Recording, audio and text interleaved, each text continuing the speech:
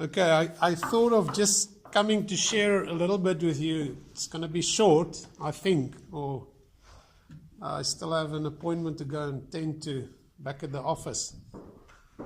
Just to encourage you. The first thing I just want to say is, although I don't attend all your matches and your games, I do follow them somehow.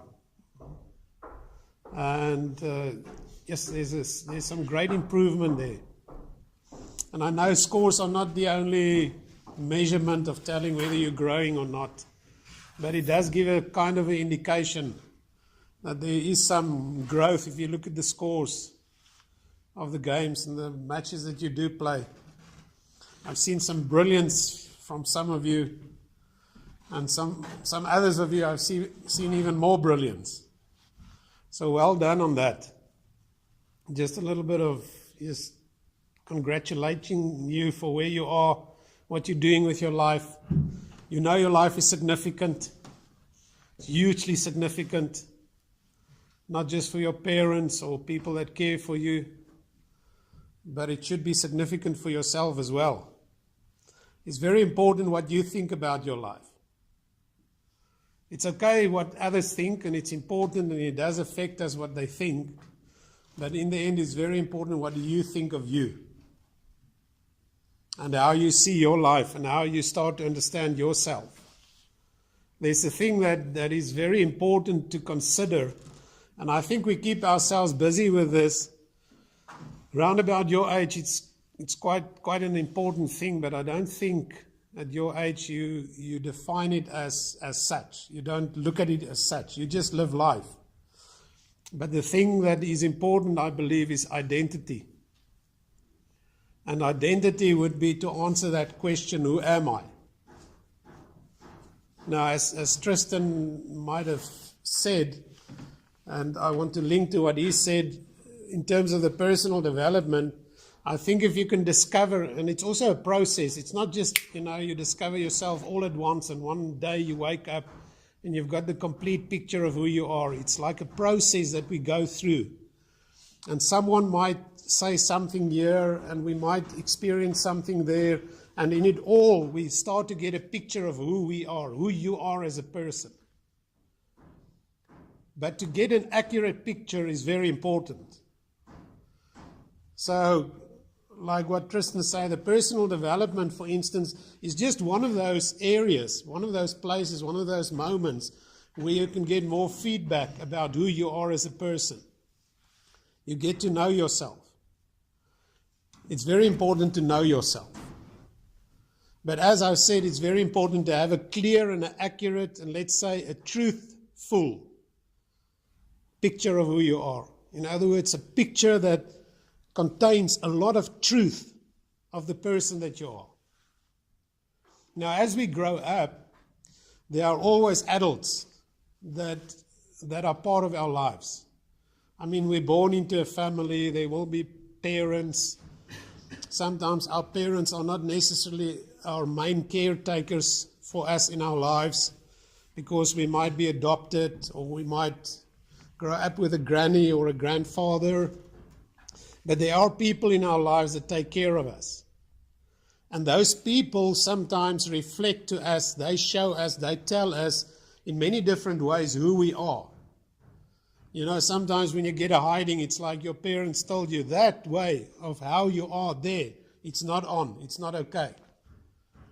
And sometimes if we're lucky and we grow up in a very healthy environment, other people come along and they compliment us, and they give us some good praise or feedback, and that also reflects something about us.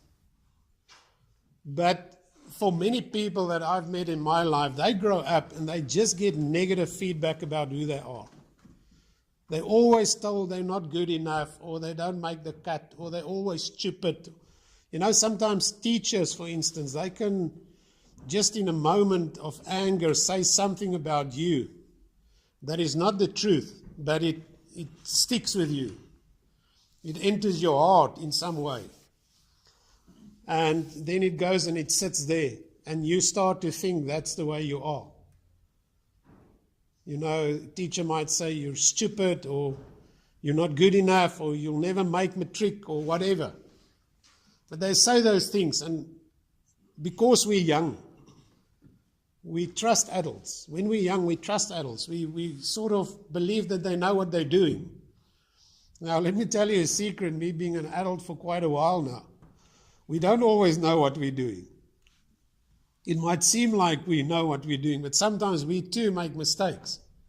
We too say things that are not the truth. We too act in anger sometimes towards younger people or children. And you're not children, but children and younger people or young adults, and we say things that are not the truth. But because children and young adults and people growing up are still making up their minds about who they are, they would experience that word spoken over them as being the truth.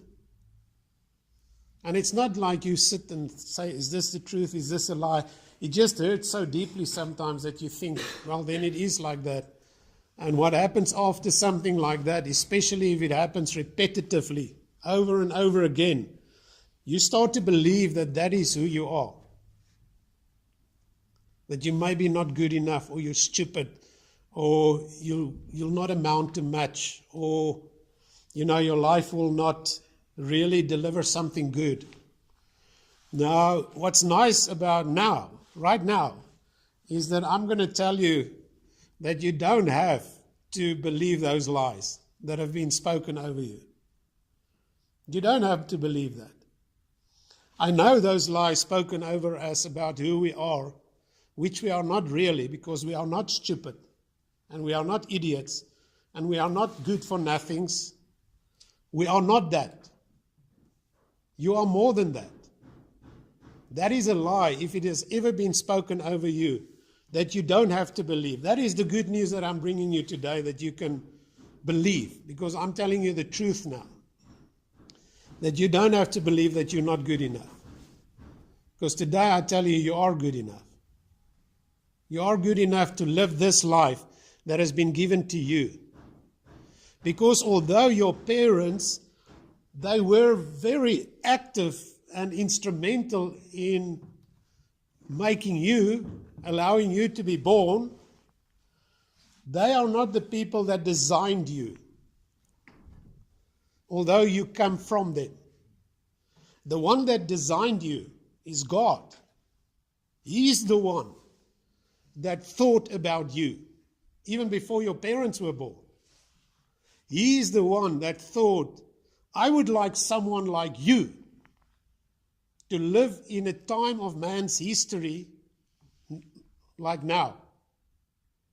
So I need those two people called your parents to go to bed one night and do the thing so that you can be conceived, so that you can grow in your mother's womb, so that she can give birth to you, so that you can exist, you can be the person that you are. So your life has been designed by a much, much greater mind than just your parents' minds. Your life has got greater significance than just thinking about yourself, the things other people think about you. Because the mind that designed you thought that you are good. God, He thinks you are good. He thinks you will make the cut. Why do I say that? Let me tell you how creation actually works. Just very short version. This is how creation works. This is how most things in life, if not all the things, comes to existence. There is a need in someone. Let's talk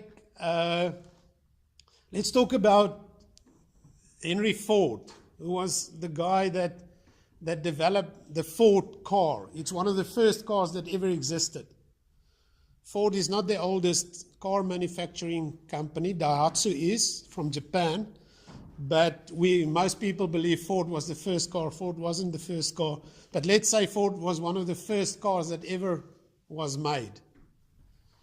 Now, Henry Ford is the designer of Ford. He had in his mind, he saw the need for people to have kind of transport that is more than just using a wagon or a horse cart or a horse or a bicycle or something like that. He saw that there is a need amongst us to travel faster, quicker, get to from point A to B much faster and easier.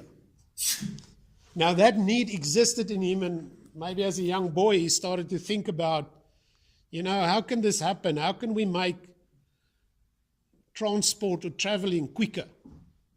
And out of that need, he started to design something which we call a motor car today.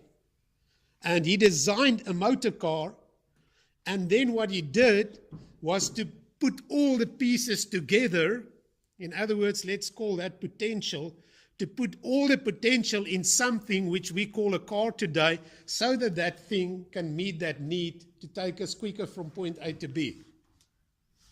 Now that's just a natural example of how creation works. And the same goes for your life and my life. But Henry Ford didn't think us up. We come from a greater mind than Henry Ford's mind. Our parents' minds are also, as I said, not the mind that thought us up. God thought us up. God designed us. God thought he had a need in his heart for a person like you. And then he orchestrated history. Let me tell you, your life is bigger than you think it is.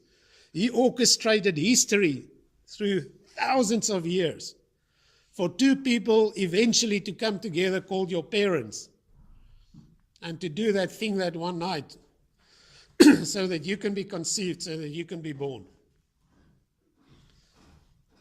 That's how big your life is.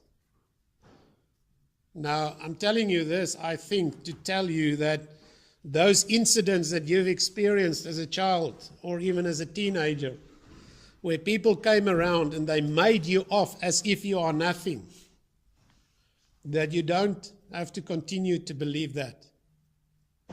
You can start to believe, deeply believe, that there's a lot of significance to you. You might not experience it from everyone that you meet or talk to or interact with. Some people might, disregard you, don't even acknowledge you, don't even look into your eyes when they greet you or whatever.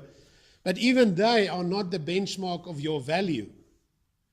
Your value is much deeper, much wider, much more than that. Now, how does one go about if you sit here and you're one of those people that think that you're not good enough, or you feel ashamed about certain things, or you lose some self-confidence in certain situations when you meet older people or people that are richer than you or people that are of different cultures? You might feel that you're not up to standard when you compare to them. How do you go about to change that so that you can act in more confidence? Because self-confidence is a very, very necessary ingredient to your life. Self-confidence means that you believe that you've got value. Self-confidence means that you look to yourself and you see the meaning of this life called you. And you stop believing anything else that contradicts that tells you that you are not valuable, you're not worthy, you're not good enough. Self-confidence, I don't know if you know what a funnel is. A funnel is something that you put in a bottle, and then you can pour at the top, you can pour, let's say, sugar, and then the sugar goes through that little spout that goes into the bottle. So it looks like this. Now, if we can call that which you put in at the top, let's call it your potential. You've got huge potential. You sit here with potential that you haven't even discovered yet. Great potential. Great potential in your mind, in the way you think. Great potential in conducting great relationships with people. Great potential in your rugby or your academic studies. Those that are going to study next year, and I would like to encourage many of you to take that call up. If you need to go and study, some of you guys need to go and study. Go and do it. It's not everyone that now need to go and study because I'm saying this, but some of you are thinking in your heart, must I or mustn't I? And you actually know that deep in your heart you should go and study. You must go and study. You must use those talents that have been given to you. Because as much as we have talents physically, to kick a ball, to run, to be fast, to be nippy on the field or wherever you do your sport, and in your case like your rugby, you also have mental, intellectual capabilities and talents and gifts that have been built into you.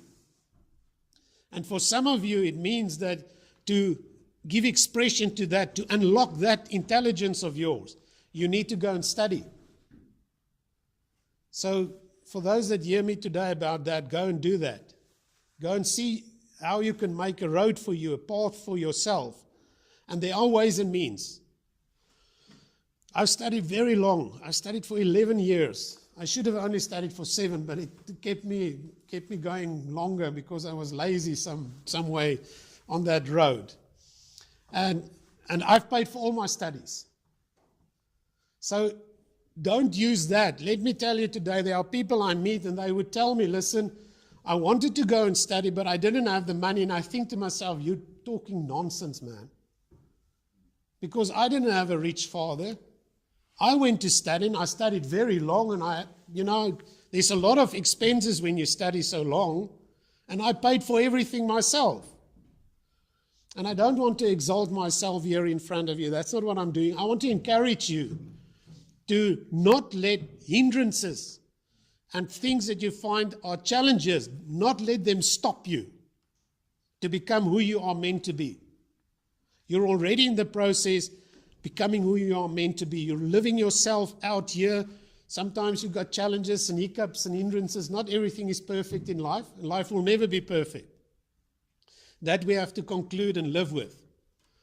But a thing like going to study, or a thing like going on a course to improve yourself, or a thing like learning more about things to unlock your potential, don't let hindrances stand in your way.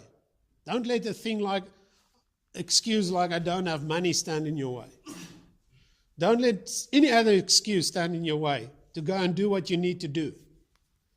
And that accounts for not just going and study. Some of you guys need to go and do a job in this life whereby you really mean something to people around you, or to an industry, or make a difference to the lives of people that you meet or work with, or a kind of a job that makes a difference. And don't let anything, not even the high unemployment rate in South Africa or Africa in its totality, because Africa in its totality has got a very high unemployment rate. Don't even let that stand in your way to be productive or fruitful or live a meaningful life in your work one day. Find your way. Find your way. Talk to people that can help you. That's another thing, maybe just on a sideline. Stop talking to people that break you down. Stop believing what they say who you are. Avoid them if you can for a season or for a while, for a time. Close your ears to what they say. Start to listen to the people that speak the truth about who you are. And go and visit them, and go and seek them, and go and talk to them, and go and have interaction and relationship with them. Because they might be a much truer reflection of who you are that we all need to hear from time to time. Even I need feedback from time to time. I need someone to tell me, listen, that thing that you're doing is not okay. And at first, I might not like that feedback, but I always know that that kind of feedback, it helps me to grow. It helps me to become what I'm meant to be. You are meant to be someone. You are meant to make a difference. You are meant to live a fulfilled life. I want to go as far as to say that's your right. You can embrace that right, that you can actually stand up in the morning and say, listen, I was meant to be here, man.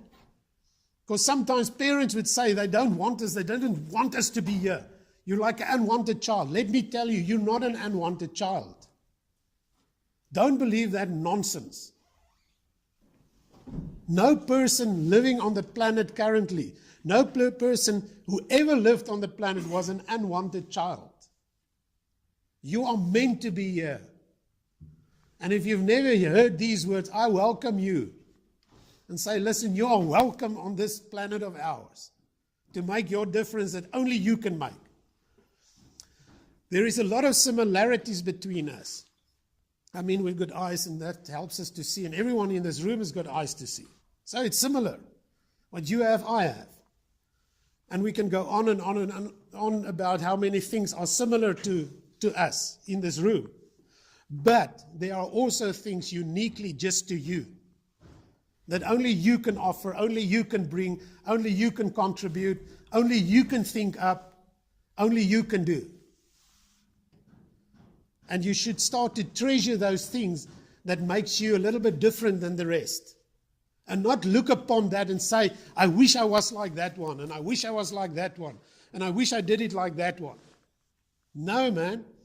Celebrate that little bit of uniqueness that you have.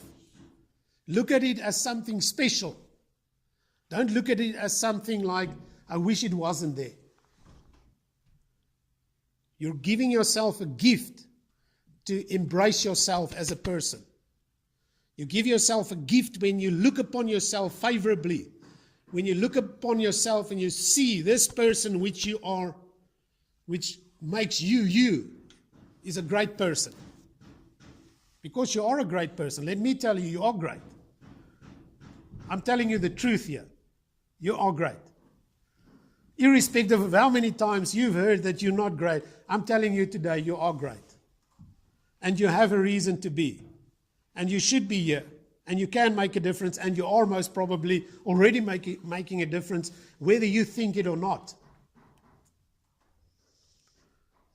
So my encouragement for you today, or on a practical level, how would we go about killing all those lies that have been spoken into our lives that trip us up, that hinder us, that block us to become who we are meant to be? For one thing, you must understand the power of your mind. Your mind is a very powerful thing. You use your mind to think with, and to think with about who you are. You use your mind to answer that question, who am I? You use your mind to think the thoughts about what you can do or what you can't do. Everything actually comes together in your mind. Your mind sits in your brain. Your brain is about 3.8 kilogram. It's like a grayish blob that sits in your skull. And you use that thing to think with. What's nice about that thing is you can change it. You are not born to just think in a certain way. You can today start to believe, to change the thinking from I am nothing to I am something. Or I am not valuable to I am valuable. Or I am a loser. You can think about yourself as being a loser to start to think about, no, I'm not a loser. I'm not going to entertain that lie anymore about me. You can do that. That's the power of the mind. Now, on a very practical level, let me tell you what I did, because I walked around as a youngster for very long with a very bad self-image. I thought of myself as being nothing, useless, good for nothing. I grew up in a house where I was told that repetitively, that you're not good, you're useless, get out of my sight, F off. And you guys know, some of you have experienced that. So if you hear that a lot, you start to believe that eventually about yourself. One day I heard a person speaking about the things that I'm speaking to you about today. And he said, you can change your mind. And I wanted to believe that person. And at that point, I'm a psychologist, so at that point I was still studying. And part of psychology, they teach you about how the mind works. And on a practical level, this is what I did. And this is something I tell many people that I speak with or sit with in coaching situations, life coaching situations. I tell them to go and buy Post-it stickers. You get these yellow and pink and blue Post-it stickers. You know, those you write notes on. And then you take your first Post-it sticker. What you first do is identify a lie that you believe about yourself. that steals your self-confidence. Something like, I'm not good enough. If you think that, and maybe you don't even think about it in those words, I'm not good enough, but you find yourself, when you interact with certain people, that you don't feel good enough. Or when you do a certain thing, you just feel, I'm not good enough to do it. So if you can identify that kind of lie, that you maybe deeply believe you're not good enough, that's the first thing you do. The second thing you do is you start to construct for yourself, think for yourself, what is the opposite of that? I'm not good enough. And maybe for you it might be, I am enough. Or I am good enough. And you write that down on your yellow first sticker, post-it sticker. I am good enough. You take it, you paste it on your wall in your room. Then you write those words, I am good enough. On the second one, you put it on your mirror where you're going to brush your hair and teeth in the morning. You write, I'm good enough, and you paste it on your ceiling above your bed. You write, I'm good enough, wherever you move in a day, in your car, at your fridge, in the kitchen, in the toilet, you paste those stickers, I'm good enough. And in a day, when you move around wherever you move, you get to the fridge because you want to take out the Coke or the milk or whatever.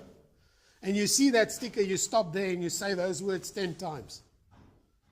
You speak it over yourself because you now need to reprogram that thinking that is lying to you. You're going to reprogram the software and the hard drive in your mind.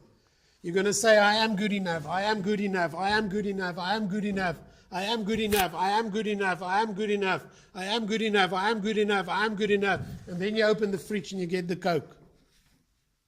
And when you go and lie on your bed and you, oh, there's my sticker. You repeat that 10 times to yourself. That's how you start to replace the lies that you believe about yourself with the truth that you can start to believe about yourself. I can assure you, within 3 months, if you do that, you will become a different person. You will start to think different things about yourself. Maybe at first very subtly, you don't even notice. But eventually it's like, I am good enough, man. What else can I believe? I've been hearing it so many times for myself, spoken over myself, by myself. There's nothing else I can believe but that I'm good enough. You will start to act good enough. Because what you think is what you will do.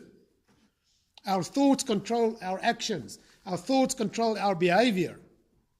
You will start to act as a person that thinks he is good enough. Your behavior will change.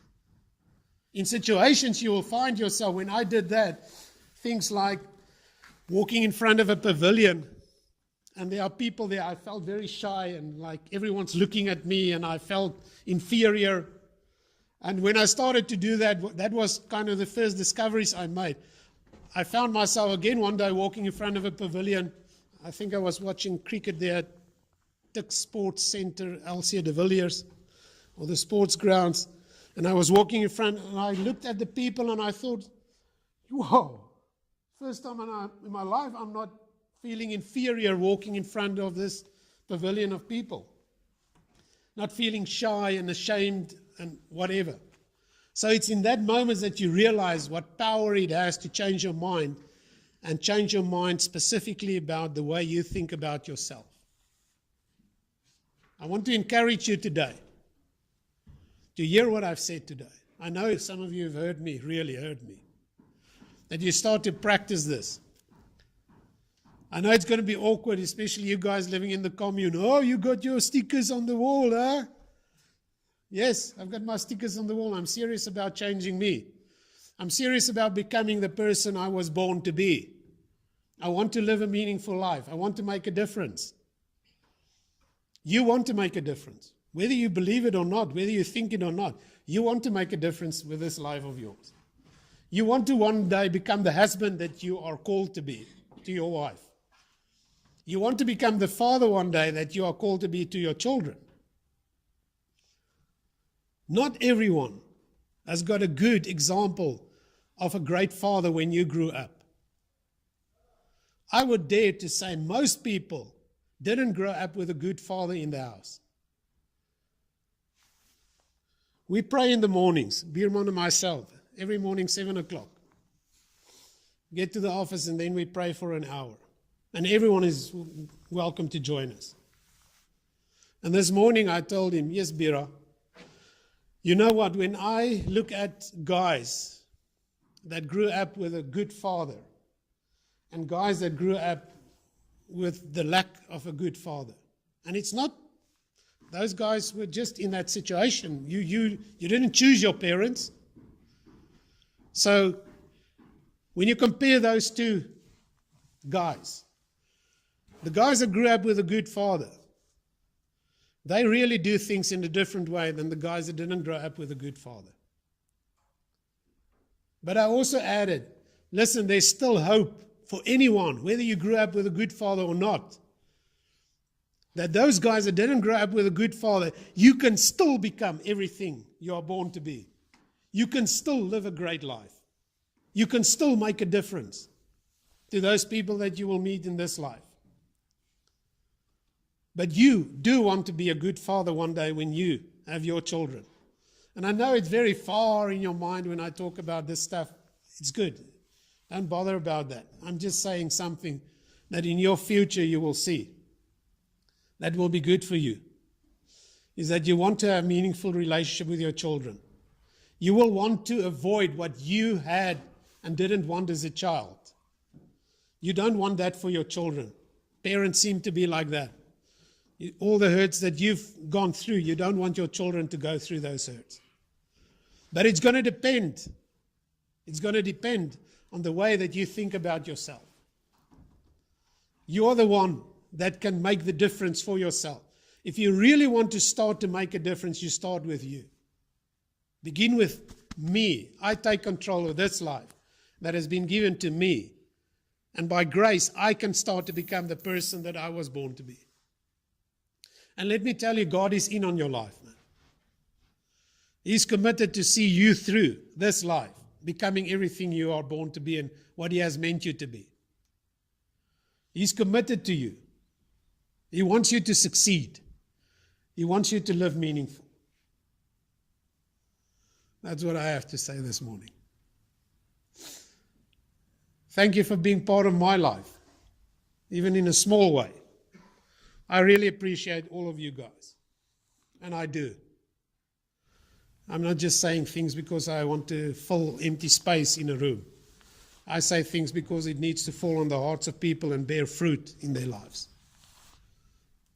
Start to believe that you are precious, that you are worthy, valuable. You've got a right to be here.